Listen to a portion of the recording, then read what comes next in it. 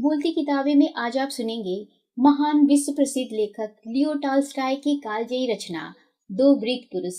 यह कहानी हमें सिखाती है कि ईश्वर की सच्ची भक्ति तीर्थों की धूल में नहीं बल्कि इंसानियत की सेवा में है। एक गांव में अर्जुन और मोहन नाम के दो किसान रहते थे। अर्जुन धनी था, मोहन साधारण पुरुष था। उन्होंने चिरकाल से बद्रीनारायण की यात्रा का इरादा कर रखा था। अर्जुन बड़ा सुशील और साहसी था। 2 बार गांव का चौधरी रहकर उसने बड़ा अच्छा काम किया था। उसके 2 लड़के थे और एक पोता था। उसकी 60 वर्ष की अवस्था थी, परंतु अभी तक दाढ़ी नहीं पकी थी। मोहन प्रसन्न बदन, दयालु और मिलनसार था। उसके 2 पुत्र थे, एक घर में था, दूसरा बाहर नौकरी पर गया हुआ था। वह खुद घर में बैठा बैठा बढ़ई का काम करता था। बद्रीनारायण की यात्रा का संकल्प किए उन्हें बहुत दिन हो चुके थे। अर्जुन को छुट्टी ही नहीं मिलती थी। एक काम समाप्त होता था कि दूसरा आकर घेर लेता था। पहले पोते का ब्याह करना था, फिर छोटे लड़के का गौना आ गया। इसके पीछे मकान का बनना प्रारंभ हो गया। एक दिन बाहर लकड़ी पर बैठकर दोनों बूढ़ों में बातें होने लगी। मोहन: क्यों भाई, अब यात्रा करने का विचार कब है? अर्जुन: जरा ठहरो, अब की वर्ष अच्छा नहीं लगा। मैंने यह समझा था कि 100 रुपए में मकान तैयार हो जाएगा। 300 रुपए लगा चुके हैं, परंतु अभी दिल्ली दूर है, अगले वर्ष चलेंगे। मोहन: शुभ कार्य में देरी करना अच्छा नहीं होता। मेरे विचार में तो तुरंत चल देना ही उचित है। दिन बहुत अच्छे हैं। अर्जुन: दिन तो अच्छे हैं, पर मकान का क्या करूं? इसे किस पर छोड़ूं? मोहन: क्या कोई संभालने वाला नहीं है? बड़े लड़के को सौंप दो। अर्जुन: अरे उसका क्या भरोसा है। मोहन: वाह वाह, भला बताओ तो, मरने के बाद कौन संभालेगा? इसे तो यह अच्छा है कि जीते जी संभाल ले और तुम सुख से जीवन व्यतीत करो। अर्जुन: यह सत्य है, पर किसी काम में हाथ लगाकर उसे पूरा करने की इच्छा तो सभी की होती है। मोहन: तो काम कभी पूरा नहीं होता, कुछ न कुछ कसर रह ही जाती है। कल की ही बात है कि रामनवमी के लिए स्त्रियां कई दिन से तैयारी कर रही थीं। कहीं लिपाई होती थी, कहीं आटा पीसा जाता था, और इतने में रामनवमी आ पहुंची। बहू बोली, परमेश्वर की बड़ी कृपा है कि त्योहार बिना बुलाए ही आ जाते हैं, नहीं तो हम अपनी तैयारी ही करती रहें। अर्जुन: एक बात और है, इस मकान पर मेरा बहुत रुपया खर्च हो गया है। इस समय रुपए का भी तोड़ा है। कम से कम 100 रुपए तो हो, नहीं तो यात्रा कैसे होगी? मोहन: अरे, जो जितना धनवान होता है वो उतना ही कंगाल होता है। तुम और रुपए की चिंता? जाने दो, मैं सच कहता हूं, इस समय मेरे पास 100 रुपए भी नहीं, परंतु जब चलने का निश्चय हो जाएगा तो रुपया भी कहीं ना कहीं से अवश्य आ जाएगा। बस यह बतलाओ कि चलना कब है? अर्जुन: तुमने रुपए जोड़ रखे होंगे, नहीं तो कहां से आ जाएगा, बताओ तो सही। मोहन: कुछ घर में से कुछ माल बेचकर पड़ोसी कुछ चौखट आदि मोल लेना चाहता है, उसे सस्ती दे दूंगा। अर्जुन: सस्ती बेचने पर पछतावा होगा। मोहन: मैं सिवाय पाप के और किसी बात पर पछतावा नहीं करता। आत्मा से कौन चीज प्यारी है? अर्जुन: यह सब ठीक है, परंतु घर के कामकाज बिसारना भी उचित नहीं। मोहन: और आत्मा को बिसारना तो और भी बुरा है। जब कोई बात मन में ठान ली तो उसे पूरा किए न छोड़ना चाहिए। अंत में चलना निश्चय हो गया। 4 दिन पीछे जब विदा होने का समय आया तो अर्जुन बड़े लड़के को समझाने लगा कि मकान पर छत इस प्रकार ढालना, भूसी बखार में इस भांति जमा कर देना, मंडी में जाकर अनाज इस भाव से बेचना, रुपए संभाल कर रखना, ऐसा न हो कि खो जावे, घर का प्रबंध ऐसा रखना कि किसी प्रकार की हानि न होने पावे। उसका समझाना समाप्त ही न होता था। इसके प्रतिकूल मोहन ने अपनी स्त्री से केवल इतना ही कहा कि तुम चतुर हो, सावधानी से काम करती रहना। मोहन तो घर से प्रसन्न मुख बाहर निकला और गांव छोड़ते ही घर के सारे बखेड़े भूल गया। साथी को प्रसन्न रखना, सुखपूर्वक यात्रा करना और घर लौट आना उसका मंतव्य था। राह चलता था तो ईश्वर संबंधी कोई भजन गाता था या किसी महापुरुष की कथा कहता। सड़क पर अथवा सराय में जिस किसी से भेंट हो जाती उससे बड़ी नम्रता से बोलता। अर्जुन भी चुपके चुपके चल तो रहा था, परंतु उसका चित्त व्याकुल था। सदैव घर की चिंता लगी रहती थी। लड़का अनजान है, कौन जाने क्या कर बैठे। अमुक बात कहना भूल गया। ओहो, देखूं मकान की छत पड़ती है या नहीं। यही विचार उसे हरदम घेरे रहते थे। यहाँ तक कि कभी कभी लौट जाने को तैयार हो जाता था। चलते चलते 1 महीना हो गया। वे पहाड़ पर पहुंच गए। पहाड़ी बड़े अतिथि सेवक होते हैं। अब तक यह मोल का अन्न खाते रहे थे, अब उनकी खातिरदारी होने लगी। आगे चलकर वे ऐसे देश में पहुंचे जहां दुर्घट अकाल पड़ा हुआ था। खेतियां सब सूख गई थीं, अनाज का एक दाना भी नहीं उगा था। धनवान कंगाल हो गए थे। धनहीन देश को छोड़कर भीख मांगने बाहर भाग गए थे। यहाँ उन्हें कुछ कष्ट हुआ। अन्न कम मिलता था और वह भी बड़ा महंगा। रात को उन्होंने एक जगह विश्राम किया। अगले दिन चलते चलते एक गांव मिला। गांव के बाहर एक झोपड़ा था। मोहन थक गया, बोला, मुझे प्यास लगी है, तुम चलो, मैं इस झोपड़े से पानी पीकर अभी तुम्हें आ मिलता हूँ। अर्जुन बोला, अच्छा, पी आओ, मैं धीरे धीरे चलता हूँ। झोपड़े के पास जाकर मोहन ने देखा कि उसके आगे धूप में एक मनुष्य पड़ा है। मोहन ने उससे पानी मांगा। उसने कोई उत्तर नहीं दिया। मोहन ने समझा कि कोई रोगी है। समीप जाने पर झोपड़े के भीतर एक बालक के रोने का शब्द सुनाई दिया। किवाड़ खुले हुए थे। वह भीतर चला गया। उसने देखा कि नंगे सिर केवल एक चादर ओढ़े एक बूढ़ी धरती पर बैठी है। पास में भूख का मारा हुआ एक बालक बैठा रोटी रोटी पुकार रहा है। चूल्हे के पास एक स्त्री तड़प रही है। उसकी आंखें बंद है, कंठ रुका हुआ है। मोहन को देखकर बुढ़िया ने पूछा, तुम कौन हो, क्या मांगते हो? हमारे पास कुछ नहीं है। मोहन, मुझे प्यास लगी है, पानी मांगता हूँ।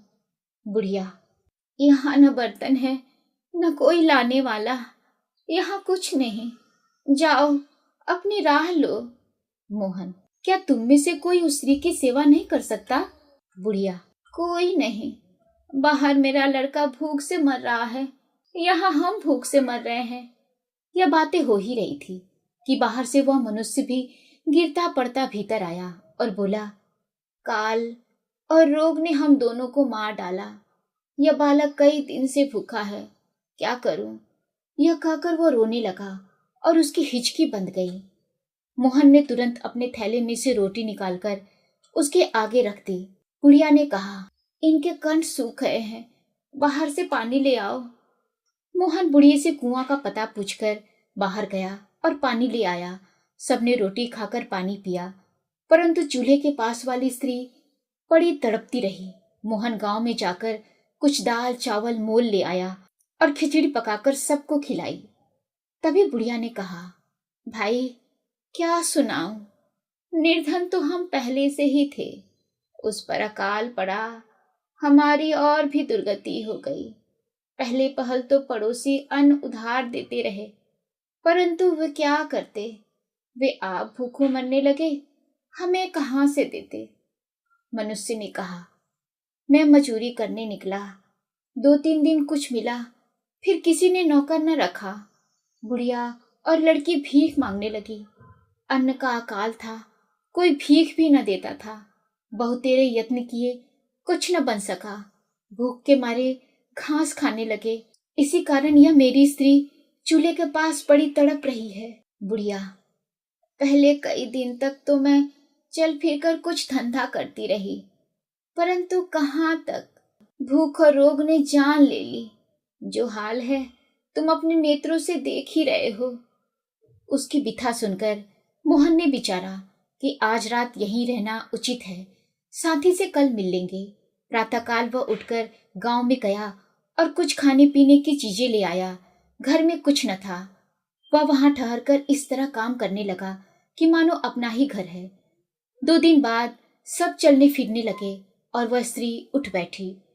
चौथे दिन एकादशी थी। मोहन ने विचारा कि आज संध्या को इन सब के साथ बैठकर फलाहार करके कल प्रातःकाल चल दूंगा। वह गांव में जाकर दूध फल सारी सामग्री लाकर बुढ़िया को दे दिया और खुद वह पूजा पाठ करने मंदिर में चला गया। इन लोगों ने अपनी जमीन एक जमींदार के यहाँ गिरवी रखकर अकाल के समय अपना निर्वाह किया था। मोहन जब मंदिर गया तब किसान युवक जमींदार के पास पहुंचा और विनय पूर्वक बोला, चौधरी जी, इस समय रुपए देकर खेत छुड़ाना मेरे काबू से बाहर है। यदि आप इस चौमासे में मुझे खेत बोने की आज्ञा दे दें तो मेहनत मजदूरी करके आपका ऋण चुका दे सकता हूँ। परंतु चौधरी कब मानता था। वह बोला, बिना रुपए दिए खेत नहीं बो सकते, जाओ अपना काम करो। वह निराश होकर घर लौट आया। इतने में मोहन भी पहुंच गया। जमींदार की बात सुनकर वह मन में विचारने लगा कि जब यह जमींदार खेत नहीं बोने देता तो इन किसानों की प्राण रक्षा क्या करेगा। यदि मैं इन्हें इसी दशा में छोड़कर चला गया तो यह सब काल के कौर बन जाएंगे। नहीं, कल नहीं, परसों जाऊंगा। मोहन अब बड़ी दुविधा में पड़ा था। न रहते ही बनता था, न जाते ही बनता था। रात को पड़ा पड़ा सोचने लगा, यह तो अच्छा बखेड़ा फैला। पहले अन्न पानी, अब खेत छुड़ाना, फिर गाय और बैलों की जोड़ी मोल लेना। मोहन, तुम किस जंजाल में फंस गए। जी चाहता था कि वह उन्हें ऐसे ही छोड़कर चल दे, परंतु दया जाने न देती थी। सोचते सोचते आंख कब लग गई पता नहीं चला। स्वप्न में देखता है कि वह जाना चाहता है, किसी ने उसे पकड़ लिया है। लौटकर देखा तो बालक रोटी मांग रहा है। वह तुरंत उठ बैठा और मन में कहने लगा, नहीं, अब मैं नहीं जाना चाहता। यह स्वप्न शिक्षा देता है कि मुझे इनका खेत छुड़ाना, गाय बैल मोल लेना और सारा प्रबंध करके जाना उचित है। प्रातःकाल उठकर जमींदार के पास गया और 1 रुपया देकर उनका खेत छुड़ा दिया। जब एक किसान से 1 गाय और 2 बैल लेकर वह लौट रहा था तो राह में स्त्रियों को बातें करते सुना। बहन, पहले तो हम उसे साधारण मनुष्य जानते थे, वह केवल पानी पीने आया था, परंतु अब सुना है कि खेत छुड़ाने और गाय बैल मोल लेने गया है। ऐसे महात्मा के दर्शन करने चाहिए। मोहन अपनी स्तुति सुनकर वहां से टल गया। गाय बैल लेकर जब झोपड़ी पर पहुंचा तो किसान ने पूछा, पिताजी, यह कहाँ से लाए। मोहन, अमुक किसान से यह बड़े सस्ते में मिल गए। जाओ पशुशाला में बांधकर इनके आगे कुछ भूसा डाल दो। उसी रात जब सब सो गए तो मोहन चुपके से उठकर घर से बाहर निकलकर बद्री नारायण की राह ले ली। 3 मील चलकर मोहन एक वृक्ष के नीचे बैठकर बटुआ निकालकर रुपए गिनने लगा तो थोड़े ही रुपए बाकी थे। उसने सोचा, इतने रुपयों में बद्री नारायण पहुंचना असंभव है, भीख मांगना पाप है। अर्जुन वहां अवश्य पहुंचेगा और आशा है कि मेरे नाम पर कुछ चढ़ावा भी चढ़ा ही देगा। तो मैं अब इस जीवन में यह यात्रा करने का संकल्प पूरा नहीं कर सकता। अच्छा, परमात्मा की इच्छा, वह बड़ा दयालु है, मुझ जैसे पापियों को निसंदेह क्षमा कर देगा। यह विचार कर वह गांव का चक्कर काटकर कि कोई देख न ले, वह घर की ओर लौट पड़ा। गांव में पहुंचा जाने पर घर वाले उसे देखकर अति प्रसन्न हुए और पूछने लगे कि लौट क्यों आए। मोहन ने यही उत्तर दिया कि अर्जुन से साथ छूट गया और रुपए चोरी हो गए, इसी कारण लौट आना पड़ा। घर में कुल छेम थी, कोई कष्ट न था। मोहन का आना सुनकर अर्जुन के घर वाले उससे पूछने लगे कि अर्जुन को कहाँ छोड़ा। उनसे भी उसने यही कहा कि बद्रीनारायण पहुंचने से 3 दिन पहले मैं अर्जुन से बिछड़ गया, रुपया किसी ने चुरा लिया। बद्रीनारायण जाना असंभव था, मुझे लौटना ही पड़ा। सब लोग मोहन की बुद्धि पर हंसने लगे। बद्रीनारायण पहुंचा ही नहीं, रास्ते में रुपए खो दिए। मोहन घर के धंधे में लग गया। बात बीत गई। अब उधर का हाल सुनिए। मोहन जब पानी पीने चला गया तब थोड़ी दूर जाकर अर्जुन बैठ गया और साथी की बाट देखने लगा। संध्या हो गई पर मोहन न आया। अर्जुन सोचने लगा, क्या हुआ, साथी क्यों नहीं आया। मेरी आंख लग गई थी, कहीं आगे न निकल गया हो। पर यहाँ से जाता तो क्या दिखाई न देता। पीछे लौटकर देखूं, कहीं आगे न चला गया हो, फिर तो मिलना ही असंभव है। आगे ही चलो, रात को चट्टी पर अवश्य भेंट हो जाएगी। रास्ते में अर्जुन ने कई मनुष्यों से पूछा कि तुमने कोई नाटा सांवले रंग का आदमी देखा है, परंतु कुछ पता न चला। रात चट्टी पर भी मोहन से भेंट न हुई। अगले दिन यह विचार करके कि वह देव प्रयाग पर अवश्य मिल जाएगा, वह आगे चल दिया। रास्ते में अर्जुन को एक साधु मिला। वह जगन्नाथ की यात्रा करके आया था, अब दूसरी बार बद्रीनारायण के दर्शन को जा रहा था। रात को चट्टी में वे दोनों इकट्ठे ही रहे और फिर एक साथ यात्रा करने लगे। देवप्रयाग में पहुंचकर अर्जुन ने मोहन के विषय में पंडित से बहुत पूछताछ की, पर कुछ पता न चला। यहाँ सब यात्री एकत्र हो गए। देवप्रयाग के आगे चलकर सब लोग रात को एक चट्टी में ठहरे। वहां मूसलधार मेघ बरसने लगा। बिजली की कड़क, बादल की गरज से सब कांप गए। सारी रात जागते कटी। त्राही त्राही करते दिन निकला। अंत को दोपहर के समय सब लोग बद्रीनारायण पहुंचे। पंडित देवप्रयाग से साथी हो लिए थे। बद्रीनारायण में यही रीति है कि पहले दिन यात्रियों को मंदिर की ओर से भोजन कराया जाता है। उसी दिन यात्रियों को अटका अथवा चढ़ावा बतला देना पड़ता है कि कौन कितना चढ़ाएगा। कम से कम 1.25 रुपया नियत है।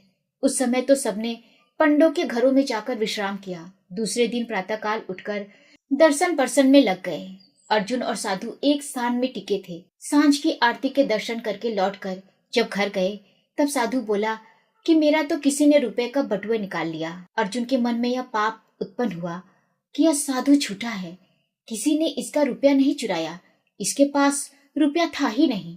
परंतु तुरंत ही उसको पश्चाताप हुआ कि किसी पुरुष के विषय में ऐसी कल्पना करना महापाप है।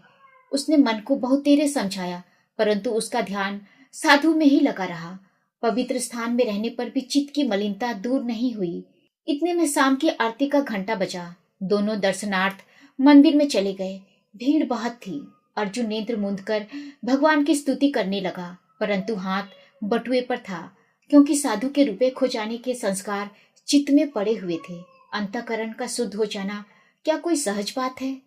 स्तुति समाप्त करके नेत्र खोलकर अर्जुन जब भगवान के दर्शन करने लगा तब देखता क्या है कि मूर्ति के अति समीप मोहन खड़ा है। ए मोहन! नहीं नहीं, मोहन यहाँ कैसे पहुंच सकता है? सारे रास्ते तो ढूंढता आया हूँ। मोहन को साष्टांग दंडवत करते देखकर अर्जुन को निश्चय हो गया कि मोहन ही है। शायद किसी दूसरी राह से यहाँ आ पहुंचा है। चलो अच्छा हुआ, साथी तो मिल गया। आरती हो गई।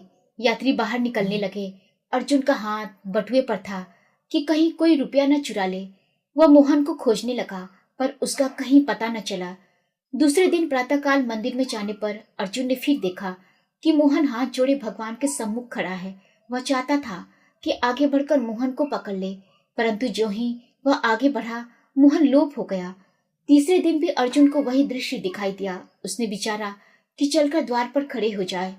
सब यात्री वहां से निकलेंगे, वहीं मोहन को पकड़ लूंगा। अतएव उसने ऐसा ही किया, लेकिन सब यात्री निकल गए। मोहन का कहीं पता ही नहीं। 1 सप्ताह बद्रीनारायण में निवास करके अर्जुन घर को लौट पड़ा। राह चलते अर्जुन के चित्त में वही पुराने घर के झमेले बार बार आने लगे। साल भर बहुत होता है, इतने दिनों में घर की दशा न जाने क्या हुई हो। कहावत है, छाते लगे 6 मास, छीन में होए उजाड़। कौन जाने लड़के ने क्या करके छोड़ा हो, फसल कैसी हो, पशुओं का पालन पोषण हुआ है कि नहीं। चलते चलते अर्जुन उस झोपड़े के पास पहुंचा जहां मोहन पानी पीने गया था। तो भीतर से एक लड़की ने आकर उसका कुर्ता पकड़ लिया और बोली, बाबा बाबा भीतर चलो। अर्जुन कुर्ता छुड़ाकर जाना चाहता था।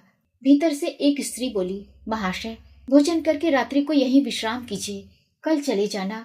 वह अंदर चला गया और सोचने लगा कि मोहन यहीं पानी पीने आया था। शायद इन लोगों से उसका कुछ पता चल जाए। स्त्री ने अर्जुन के हाथ पैर धुलाकर भोजन परोस दिया। अर्जुन उसको आशीष देने लगा। स्त्री बोली, दादा हम अतिथि सेवा करना क्या जाने, यह सब कुछ हमें एक यात्री ने सिखाया है। हम परमात्मा को भूल गए थे। हमारी यह दशा हो गई थी कि यदि वह बूढ़ा यात्री न आता तो हम सब के सब मर जाते। वह यहाँ पानी पीने आया था, हमारी दुर्दशा देखकर यहीं ठहर गया। हमारा खेत रिहन पड़ा था, वह छुड़ा गया। गाय बैल मोल ले लिए और सामग्री जुटाकर एक दिन न जाने कहाँ चला गया। इतने में एक बुढ़िया आई और यह बात सुनकर वह बोल उठी, वह मनुष्य नहीं साक्षात देवता था। उसने हमारे ऊपर दया की, हमारा उद्धार कर दिया, नहीं तो हम मर गए होते। और वह पानी मांगने आया था। मैंने कहा, जाओ, यहाँ पानी नहीं। जब मैं वह बात स्मरण करती हूँ तो मेरा शरीर कांप उठता है। छोटी लड़की बोल उठी। उसने अपनी कांवर खोली और उसमें से लोटा निकालकर कुएं की ओर चला। इस तरह सब के सब मोहन की चर्चा करने लगे। रात को किसान भी आ पहुंचा और वही चर्चा करने लगा। निसंदेह उस यात्री ने हमें जीवन दान दिया। हम जान गए कि परमेश्वर क्या है और परोपकार क्या है।